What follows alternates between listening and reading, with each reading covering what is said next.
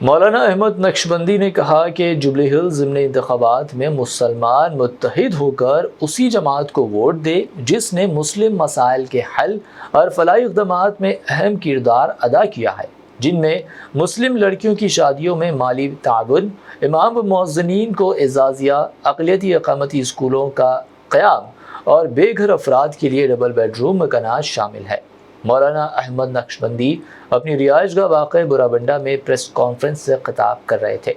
مولانا احمد نقشبندی نے مزید کہا کہ اس جماعت کو ووٹ دیا جائے جس نے مسلمان کو وزیر داخلہ اور بڑے بڑے منصب عطا کیے، اس جماعت کو ووٹ دیے جس نے فسادات پر روک لگائی۔ مولانا نے گستاخ رسول صلی اللہ علیہ وسلم راجہ سنگھ پر شدید تنقید کی اور کہا کہ راجہ سنگھ کھلے عام شان رسالت صلی اللہ علیہ وسلم میں گستاخی کر رہا، نہ صرف تلنگانہ بلکہ سارے ہندوستان کے مسلمانوں کی دل آزاری ہو رہی۔ Director general of police, commissioner police مختلف پولیس اسٹیشنوں میں شکایات کے باوجود حکومت راجہ سنگھ کے خلاف کوئی کارروائی نہیں کر رہی ہے۔ گستاخ رسول کے خلاف کارروائی نہ ہونے پر شدید رد عمل کا اظہار کرتے ہوئے فوری کارروائی اور گرفتاری کا مطالبہ کیا اور باور کروایا کہ شان رسالت صلی اللہ علیہ وسلم میں گستاخی کسی بھی صورت برداشت نہیں کی جائے گی۔ مزید برآں انہوں نے نظام آباد میں شیخ ریاض کے اہل خانہ پر مبینہ ظلم کو انسانی حقوق کی خلاف ورزی قرار دیتے ہوئے انصاف کی فراہمی کی اپیل کی۔ وہیں ایکسائز ڈپارٹمنٹ کے سینئر مسلم آفیسر سید علی مرتضی رضوی کے استعفے کا ذکر کرتے ہوئے مولانا احمد نقشبندی نے کہا کہ ایک دیانتدار آفیسر کو دباؤ میں لا کر سبق دوشی پر مجبور کیا جانا باعث تشویش ہے۔ انہوں نے کہا کہ مسلمانوں کی سیاسی کمزوری اور باہمی انتشار، کال ریکارڈنگ اور بلیک میلنگ جیسی حرکات قوم کو ذلیل و خوار کر رہی ہے، اسی لیے ضروری ہے کہ مسلمان اتحاد و اتفاق کے ساتھ آگے بڑھے اور نفرت کے ماحول میں مثبت کردار ادا کرے۔ آخر میں مولانا احمد نقشبندی نے کہا کہ اللہ تعالیٰ نے جوبلی ہلز میں ہم کو یہ موقف عطا کیا کہ ہم جس کی تائید کریں گے وہ جماعت کامیابی سے ہمکنار ہوگی۔ مسلمانوں سے خواہش کی کہ وہ متحد طور پر اپنے ووٹ کا استعمال کرے۔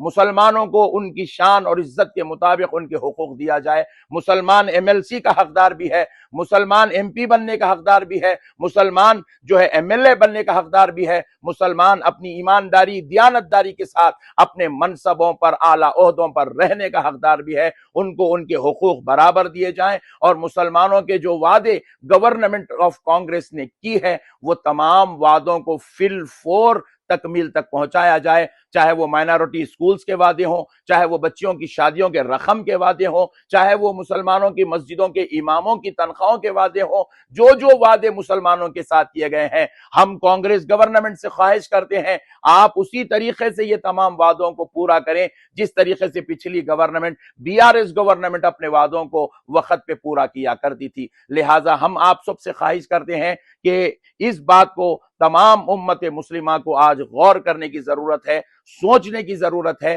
فکر کرنے کی ضرورت ہے اور اپنی بات ہم دبانے کی ضرورت نہیں۔ آپ گزارش کے طور پر ہر مسلمان کو حق ہے اپنی بات حکومت وقت تک پہنچائے تاکہ مسلمانوں کو ان کے حقوق جو ملنا چاہیے وہ ملتے رہیں اور جو ملے ہیں وہ باقی رہیں اور جو ملنے کے حقدار ہیں ان کو برابر وہ منصب، وہ عہدہ، وہ مقام دیا جائے۔ میں امید کرتا ہوں گورنمنٹ آف تلنگانہ سے کہ مسلمانوں کو ان کے حقوق برابر دیے جائیں گے، مسلمانوں کے ساتھ برابر حسن سلوک اور ہمدردی کی جائے گی، مسلمانوں کو برابر کا مقام دیا جائے گا۔ آپ جو سوال کر رہے ہیں راجہ سنگھ کے تعلق سے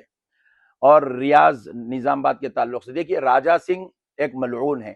راجہ سنگھ ایک شخص وہ ہے جو اسمبلی میں کھڑے ہو کر اوت لیتا ہے، قسم کھاتا ہے کہ میں یہاں کے قوانین کی تحفظ کے ساتھ، اس کی پابندی کے ساتھ کام کروں گا، لیکن افسوس اس بات کا ہے اس بدبخت کو یہ نہیں معلوم ہے، اس نالائق کو یہ نہیں معلوم ہے کہ یہاں پر ہمارے ملک میں یہ قانون بنا ہوا ہے، کوئی شخص بھی چاہے اس کا تعلق کسی بھی مذہب سے ہو، وہ کسی بھی مذہب کے ریلیٹڈ پرسن سے ان کی آستھاؤں کے ساتھ، ان کے بزرگوں کے ساتھ، ان کی عزتوں کے ساتھ ہرگز نہیں کھیل سکتا۔ اس کے باوجود بھی یہ بدبخت، یہ نالائق راجہ سنگھ کھلے عام مسلمانوں کے آقا و مولا سید عالم صلی اللہ علیہ وسلم کی شان میں بدبختانہ کلمے ادا کرتا ہے، بیکار کے جملے ادا کرتا ہے، پورے نہ صرف تلنگانہ پورے ہندوستان کے مسلمانوں کے دل آزاری کرتا ہے، تکلیف پہنچاتا ہے، اور بار بار جو ہے آئی پی ایس بار بار ڈی جی پی کے پاس، کمشنر کے پاس اور علاقائی سطح پر پولیس اسٹیشنوں میں کمپلینٹ کی جا رہی ہے، اس کے باوجود بھی یہ ہماری گورنمنٹ کی طرف سے اس کے اوپر اب تک کوئی ڈیسیشن نہیں لیا گیا ہے، اس کو ابھی تک گرفتار کرنے کی بات نہیں ہو رہی ہے، اس کو ابھی تک کوئی قسم کی جو ہے پابندی اس کے اوپر عائد نہیں ہو رہی ہے، اس کی زبان پہ لگام نہیں لگایا جا رہا ہے۔ بڑے افسوس کی بات ہے، ایک طرف ہم سیکولرزم کا دعویٰ کرتے ہیں، دوسری طرف مسلمانوں کی ہمدردیاں حاصل کرنا چاہتے ہیں، پھر مسلمانوں کے ساتھ اٹھنے بیٹھنے کی بات کرتے ہیں، پھر افسوس کی بات یہ ہے کہ مسلمانوں کے آقا، مسلمان جن کے نام پر اپنی جانوں کو قربان کر سکتے ہیں، ہمارے آقا ہماری جان سے زیادہ ہمارے عزیز ہیں، ہماری اولاد سے زیادہ ہمارے لیے عزیز ہیں، پھر ویسے آقا صلی اللہ علیہ وسلم کے بارے میں ایک ملعون گستاخیاں بے ادبیاں کرتا ہے، بار بار گورنمنٹ کو جو ہے بتلایا جا رہا ہے کہ یہ شخص ایسا کر رہا ہے، اس کو گرفتار کیجئے، لیکن افسوس اس بات کا ہے کہ ہماری گورنمنٹ اس کو ابھی تک گرفتار نہیں کر رہی ہے۔ ہم گورنمنٹ سے بار بار ریکویسٹ کر رہے ہیں، راجہ سنگھ کو گرفتار کرو، راجہ سنگھ کو گرفتار کرو، راجہ سنگھ کو گرفتار کرو، اور اس کو جو ہے جیل میں ڈالو، تاکہ اس کو پتا چلے کہ کسی بھی مذہب کے تعلق سے بد کلامیاں کرنا، بری بات کرنا کتنا بدبختانہ عمل ہے۔ لہذا آپ نے دوسری جو بات پوچھی ریاض کے تعلق سے، دیکھیے ریاض نے جو حرکت کیا ہے، اس نے جو ایک پولیس والے کے اوپر چاقو چلائی ہے، یہ بہت بیکار حرکت تھی، یہ بالکل بیکار حرکت تھی۔ ایسی حرکت کی کوئی مسلمان ریاض کی تائید نہیں کرتا، لیکن ہم پھر بھی گورنمنٹ آف تلنگانہ سے، کانگریس گورنمنٹ سے یہ خواہش کرتے ہیں تحقیقات کرائی جائے کہ ایک شخص اگر کسی کے گلے پہ چھری لگا رہا ہے تو آئی لو یو سننے کے بعد کوئی چھری نہیں لگاتا، کیا اس کے اوپر ظلم ہو رہا تھا جس کی وجہ سے وہ اتنا بڑا قدم اٹھانے پر مجبور ہوا؟ جی، کیا اس کے اوپر اتنا بڑا ظلم ہو رہا تھا جو اس کی اتنا بڑا قدم اٹھانے پہ مجبور ہو گیا؟ کیا اس کے ساتھ زیادتی ہو رہی تھی جو وہ چھری چلانے پر مجبور ہو گیا؟ کیا اس کے ساتھ جو ہے بلیک میلنگ ہو رہی تھی جس کی وجہ سے وہ جو ہے ایک چھری ایک آفیسر کے اوپر، ایک پولیس والے کے اوپر اس نے چھری چلانے پر مجبور ہو گیا؟ پھر دوسری بات یہ ہے، آپ نے اس کے ساتھ جو سلوک کیا، آپ نے جو سلوک کیا، ہم آپ کے سلوک کے بارے میں اس وقت ہم بات نہیں کریں گے، لیکن آپ نے جو اس کے گھر والوں کے ساتھ جو سلوک کیا وہ بہت برا سلوک ہوا۔ وہ ماں، وہ بیوی، وہ بچیاں جن کی چھوٹی چھوٹی کمسن عمر ہے، ان کو جو ٹارچر کیا گیا، ہم یہ سمجھتے ہیں یہ بالکل انسانی حقوق کے خلاف ہے، یہ بالکل انسانی حقوق کی دھچیاں اڑائی جا رہی ہے۔ ایسے وقت میں ضرورت ہے کہ ہم جو ہے اس بات کو سنجیدگی کے ساتھ غور کریں، اس بات کو ہم جو ہے سوچیں، کیا انسانیت کی بھی آج اتنی موت ہو چکی ہے کہ کسی ماں کا بھی ہم لحاظ نہیں رکھ رہے ہیں، چھوٹی بچیوں کی عزتوں کا بھی ہم لحاظ نہیں رکھ رہے ہیں، اور ایک ظالم بدبخت جو گندی حرکت کرتا ہے ہم اس کو سزا دے رہے ہیں، اور اس کے ساتھ اس کے پورے خاندان کو بھی سزا دے رہے ہیں۔ ذرا غور کرنے والی بات ہے، جو سزا کا مستحق ہے اس کو برابر سزا دی جائے، اس کو لے آ کر جو ہے کسی دواخانے میں نہیں، ایک چورستے پہ ٹھہر کے اس کے گولی ماری جائے، اگر وہ گنہگار ہے برابر اس کو سزا دی جائے، لیکن جو معصوم ہیں ان کے ساتھ ہرگز ایسی حرکت نہ کی جائے۔ جو حرکت نظام آباد میں ہوئی ہے وہ پوری انسانیت کو شرمناک کرنے والی حرکت ہے۔ بڑے افسوس کے ساتھ ہم پھر ایک مرتبہ ہمارے چیف منسٹر صاحب سے گزارش کرتے ہیں کہ آپ اس کے اوپر توجہ فرمائیں، ضرور اس پر نوٹ لیں، تاکہ مسلمانوں کا جو اعتماد کل آپ کے ساتھ تھا وہ آج بھی آپ کے ساتھ برقرار رہے۔ جبلی ہلز کے اندر فرقہ پر بی جے پی بڑی زوروں شوروں کے ساتھ اپنی کیمپین چلا رہی ہے۔ دیکھیے، جبلی ہلز کے تعلق سے آپ جو سوال کر رہے ہیں، جبلی ہلز میں فی الوقت مسلمان کا بہت بڑا رول ہے۔ مسلمان جدھر طرف جائیں گے وہی پارٹی یہاں پر اپنا ایم ایل اے کھڑا کرے گی، وہی پارٹی کا ایم ایل اے مقرر ہوگا۔ تو لہٰذا میں آپ تمام میڈیا والوں سے کے ذریعے سے ہمارے جبلی ہلز کی عوام سے میں خواہش کرتا ہوں، دیکھیے تمام مسلمان ایک جٹ ہو کر ووٹ ڈالیے، تمام مسلمان اپنے علماء اکرام، اپنے مشائخین اعظام، اپنی قوم کے دانشوروں کو ایک جگہ جمع کیجئے، بٹیے مت،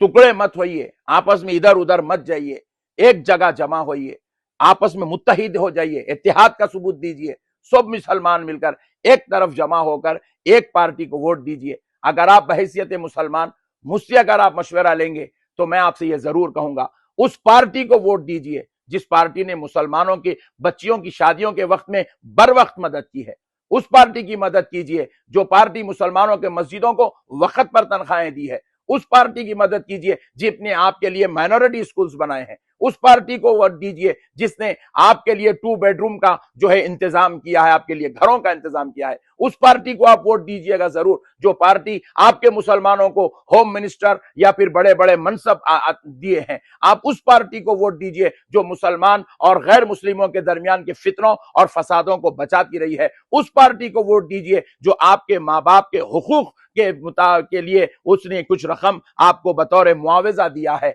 लिहाजा मैं जुबली हिल्स के मुसलमानों से कहता हूं, फिल वक्त तुम अल्लाह ताला ने तुमको यह मौक़िफ़ दिया है, तुम जिधर पलटोगे वही पार्टी जो है अपना एमएलए यहां मुकर्रर करेगी। लिहाजा मैं ख्वाहिश करता हूं कि आप मुसलमान मुत्तहिद होकर मैं जो आपसे गुजारिश कर रहा हूं उस पर अगर तवज्जो दें और अगर बात मेरी समझ में आ रही है तो जरूर इस पर फैसला लें। अल्लाह ताला हम सबको इस पर अमल की तौफीक अता फरमाए। यही तो हमारी बेवकूफ़ी है। हम मुसलमान आज जूते खाने की वजह ये है, जैसे अभी भाई ने सवाल किया क्या कॉल रिकॉर्डिंग जो हो रही है क्या ये मुनासिब है। देखिए आज हमारे जूते खाने की वजह यही है। आज हमारे पास मुस्लिम लीडर्स हैं, आज हमारे पास मुसलमानों के लिए आवाज उठाने वाले लीडर्स हैं, लेकिन हमारे ही बास चिचोरे लोग उनकी कॉल रिकॉर्डिंग करते हैं, उनको ब्लैकमेल करते हैं, उनकी बेकार बातें करते और उसको वायरल करके पूरी कौम के अंदर उनका मजाक बनाते हैं और उनकी जो है इज्जतों को कम कर देते हैं, जिसकी वजह से वो लोग जो मुसलमानों के लिए खड़े हो रहे हैं वो लोग पीछे हट जाते हैं, उनकी हिम्मतें टूट जाती है, वो लोग पस्त